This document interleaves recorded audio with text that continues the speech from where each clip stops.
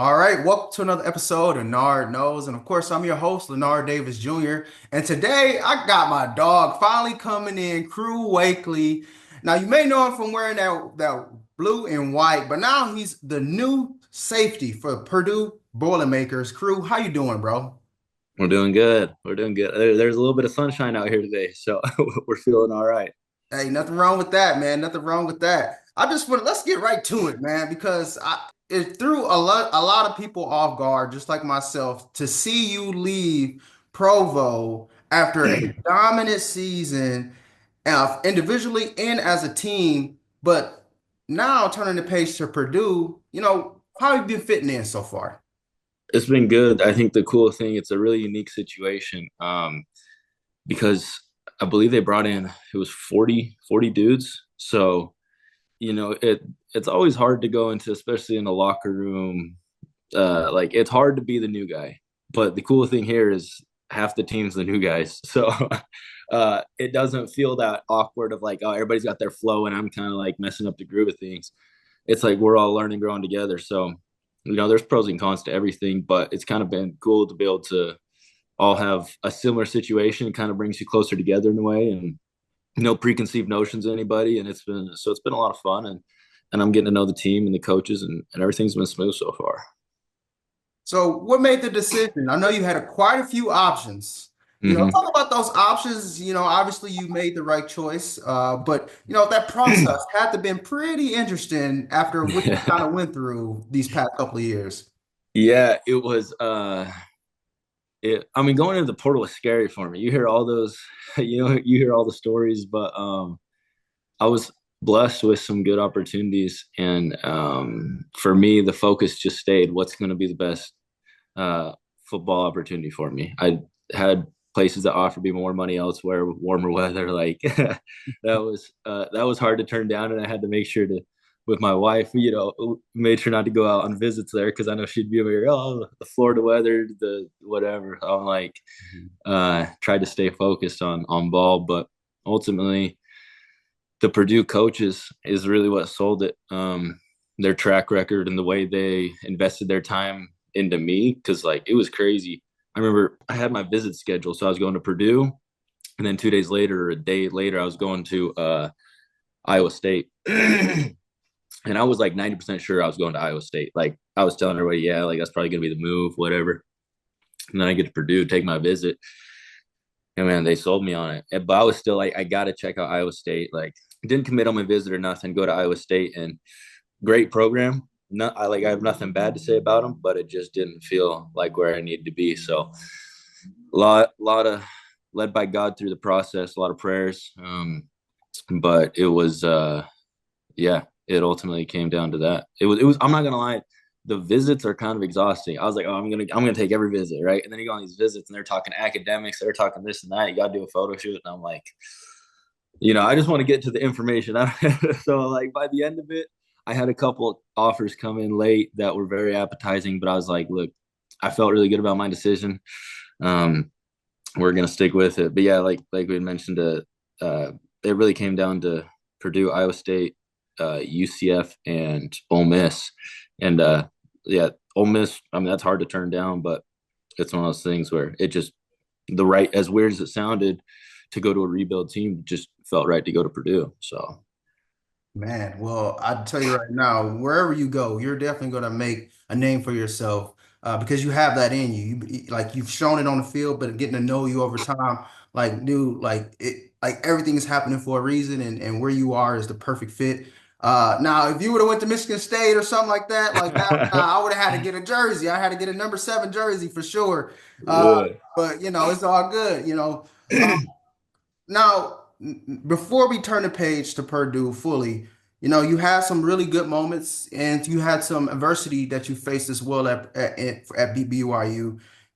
What are some of the moments that you will treasure for the rest of your life from your time there? Man, that's a there's a lot of, I think the biggest thing for me, I don't know if this is necessarily a moment, but it's just the relationships I've built. The team there is awesome. Like I still talk to the boys. Like honestly, I communicate with a couple dudes from the team every day still. Like with the situation, it wasn't like there was no bad blood anywhere leaving. So I still talk to the boys. I support all of them. They support me. Like it's been good.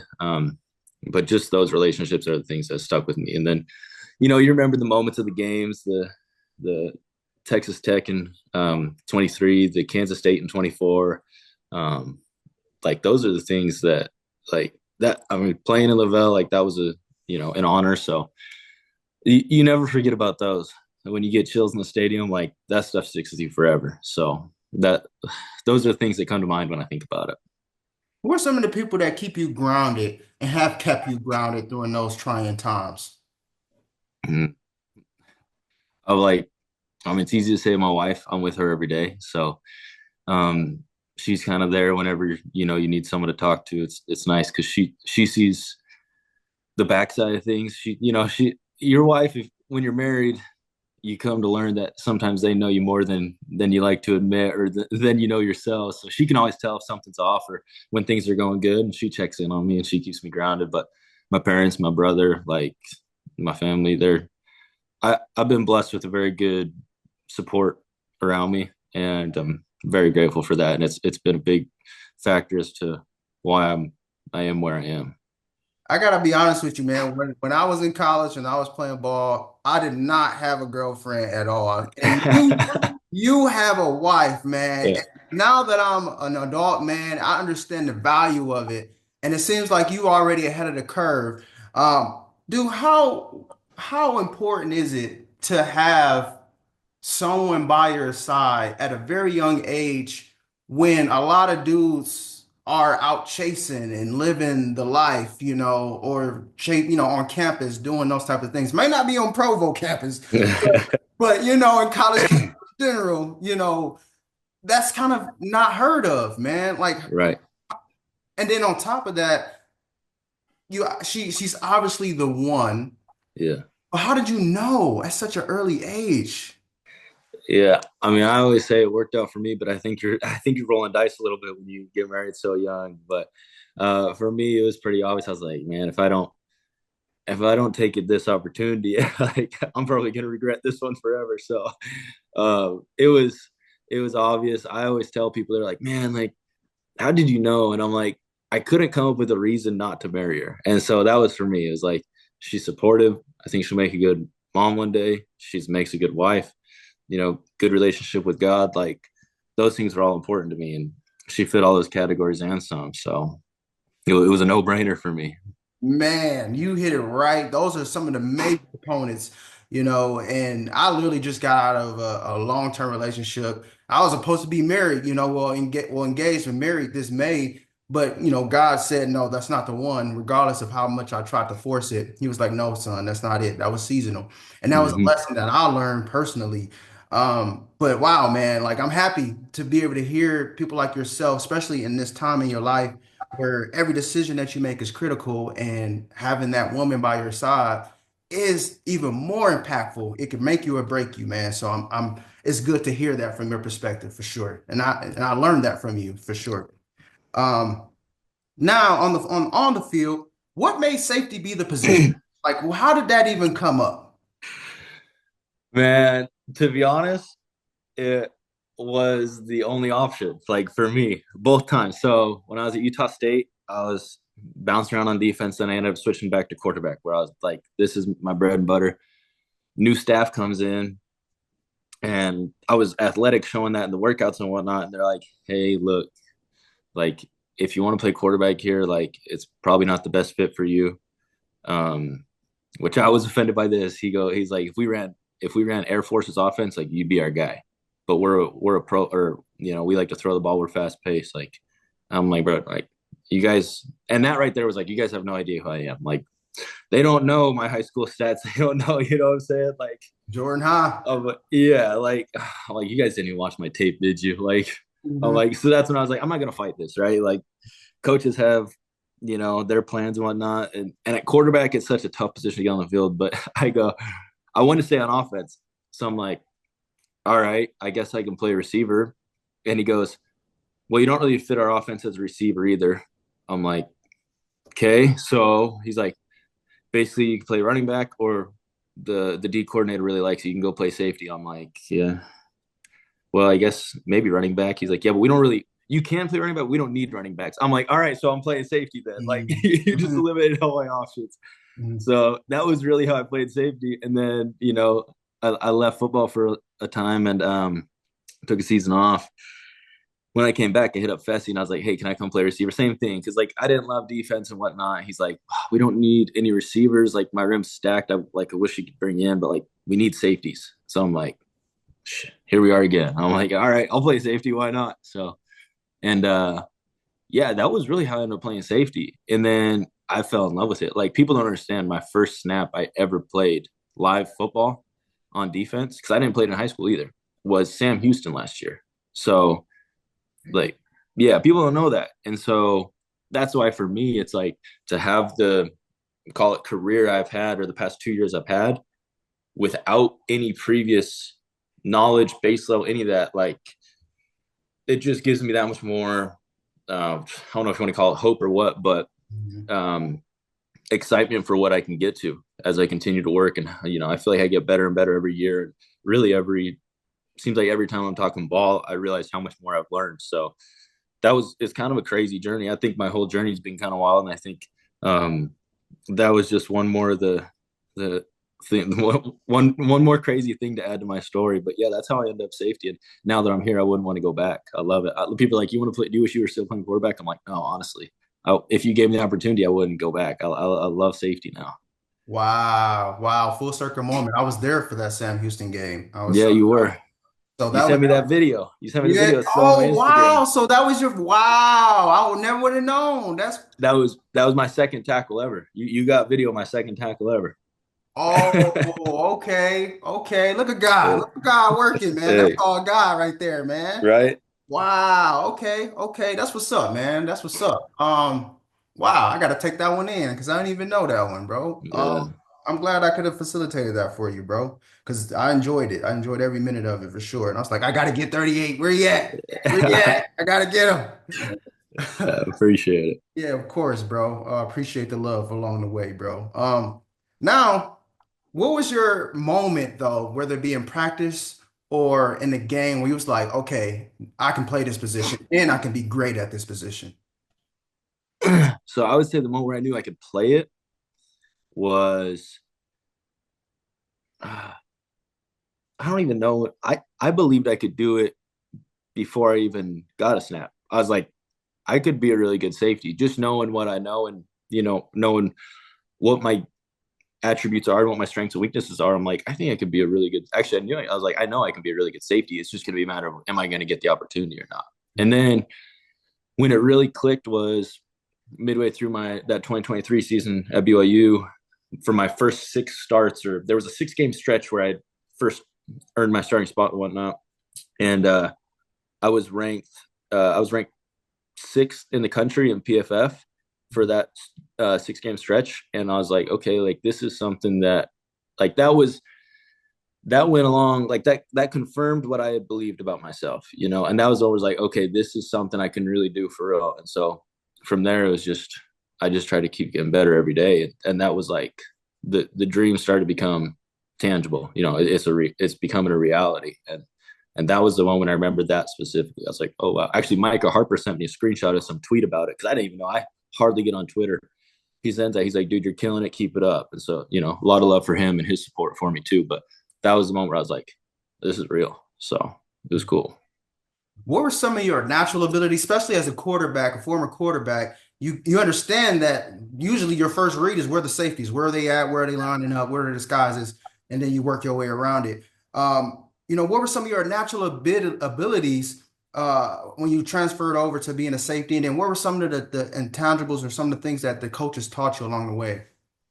Yeah, I think naturally I'm pretty instinctive. Like playing quarterback my whole life, I understand what they're trying to accomplish. And then I'm physical and I'm fast. I think those three things can get you a long way as a safety. So, and then there's a lot of X's and O's you have to understand that some of it is, and I think this is where I have so much value being a veteran now where I'm at is so there's some things you can't understand until you do it. You know what I mean? Some things you're going to have to screw up. You're going to have to do a coverage wrong, give the wrong call to the corner. Like those things are just part of the game. And that's where experience comes in, right? That's why everybody wants experience bets. But That was all stuff that I had to learn from Coach Hill and my previous coaches at Utah State and Kalani, Gary Anderson. All those guys have helped me a lot. Rob Daniels, Coach G, like they have a really good staff at BYU, very knowledgeable. And it was the information was always there. Like I was provided with information. It was just time for me to, put it into action. So So, what are some of your favorite plays from this past couple years?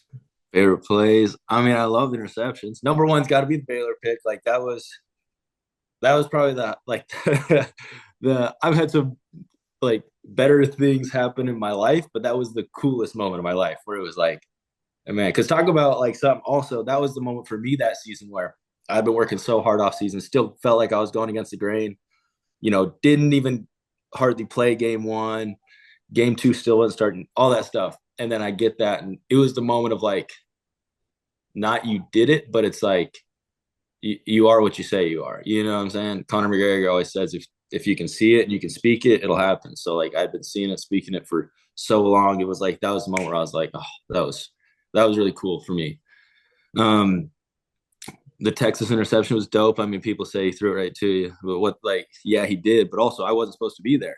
I felt the play break down. I bailed out. And yeah, he threw right to me. But normally, with our coverage, I wasn't supposed to be there. So that one was cool because Texas was always like that. I think Texas is such a cool culture there, and having served my mission there, that was sweet. And just run down the sideline, I just seeing the burnt orange all on my left side, and I was like, I should have scored. I'm not gonna lie, I was so focused, like on. I wasn't even thinking. I was thinking, like I don't even know. It was a weird moment where I was like, I didn't feel like I was really there. It was just soaking it all in. I got distracted about getting to the end zone.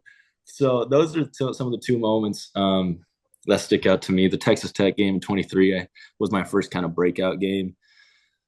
That's another moment for me that I really enjoyed. And then I would say Kansas State. Kansas State this last year, that game was so fun. I was there for that And one too. Great. yeah, the infamous punt return by PK. Like, that's my boy. I hang out with him, Mhm. every day when I was there.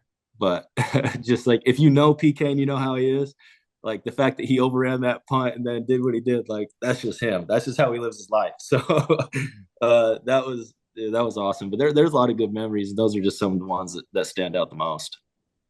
Now, turn the page to Purdue, and with this season, God willing, you declare and you get everything that you're working hard towards.